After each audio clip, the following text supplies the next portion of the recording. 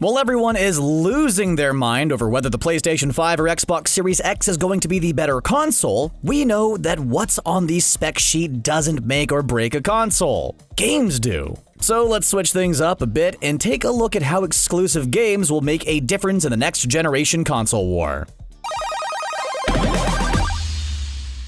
You could have all the fanciest, most advanced technology crammed into your little console, but if the games on that console aren't up to snuff, then your system probably isn't going to be a hit among both hardcore and casual gamers. It's equivalent to having a gaming PC that you only play Minesweeper on. It's a load of missed potential, and it'll leave a sour taste in the mouth of consumers. If Sony or Microsoft want to dominate the upcoming generation, they're going to need developers to take full advantage of the technology available in their consoles. So let's take a look at the PS5 first. Let's face it, the PS5 doesn't have the raw power that the Xbox Series X does, but what it does have is a more impressive SSD. To push the console to its absolute limit, developers are going to have to really focus on optimizing their games for the SSD of the console. The PS5's SSD is much faster than the Xbox Series X's, with speeds up to 5.5 gigabytes per second. Just to put things into perspective, the Xbox Series X's SSD is capable of speeds up to 2.4 gigabytes per second.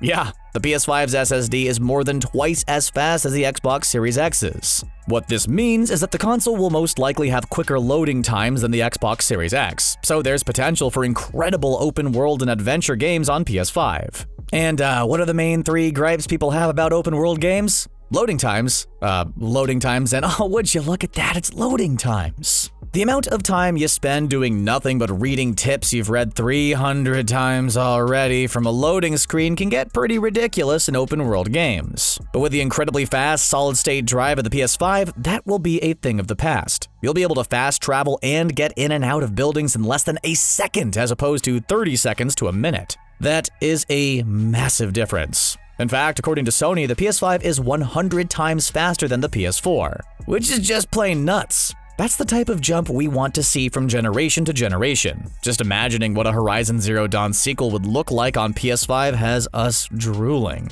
It would also be smart for the PS5 to keep pushing virtual reality, since it's something they have that the Xbox Series X doesn't. It's very likely that Sony is working on PSVR 2, exclusively for the PS5. By improving their VR and expanding their game library, Sony could really be onto something with their impressive SSD and PSVR 2. As for Microsoft, well, they're simply going to have to stick to their guns. Up until now, they've revealed so much more information about the Xbox Series X than Sony has with the PS5. On top of that, we know the Series X is a more powerful machine than the PS5, although it's not significantly more powerful. That being said, it does have a higher teraflop count, a more powerful CPU, and a more powerful GPU, so Microsoft has to absolutely make games that push the console to its limit. On paper, the Xbox Series X has the capability of having better graphics than the PS5, so developers should do their best to make that a reality. They should create huge and beautiful worlds that aren't full of useless clutter. They should make gameplay as smooth as possible and try to get games consistently at 120 frames per second,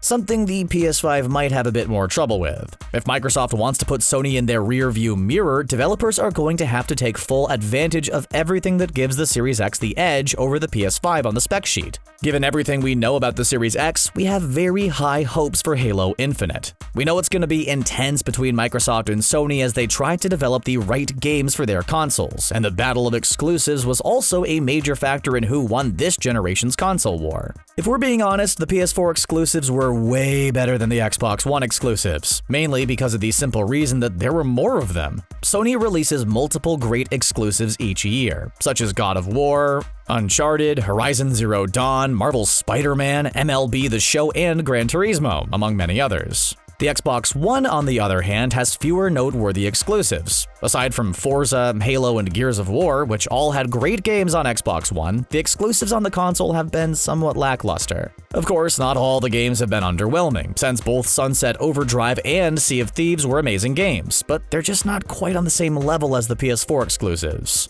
And if you look at the sales numbers, the PS4 is absolutely dominating the Xbox One, with 110 million units sold to its 46.9 million. While many people point to Microsoft's messy launch as the reason why the console didn't do nearly as well as the PS4, you could also point at its exclusive games as a big reason for that. And speaking of launch, we currently have 0 confirmed PS5 exclusives available at launch. That's right, yeah, zero. But Sony's CEO recently promised a compelling lineup of PS5 games, and we believe him, so we won't freak out just yet. Meanwhile, the Xbox Series X has 3 confirmed exclusives at launch: Halo Infinite, Scorn, and The Ascent. Rainbow Six Siege and Fortnite will be playable at launch on both consoles, but we're really looking forward to eventually playing Assassin's Creed Valhalla, Cyberpunk 2077, Call of Duty Warzone, Destiny 2, Outriders, and many more on the console of our choice. At the end of the day, it's games that make the console, and both the PS5 and Xbox Series X are looking pretty good so far on that front. And that's everything we know about next-gen games and how they'll make a difference in the upcoming console war. Which console do you think will have better exclusives? Let us know in the comments section down below, and don't forget to subscribe to TheGamer for more gaming videos. As always, thanks a lot for watching.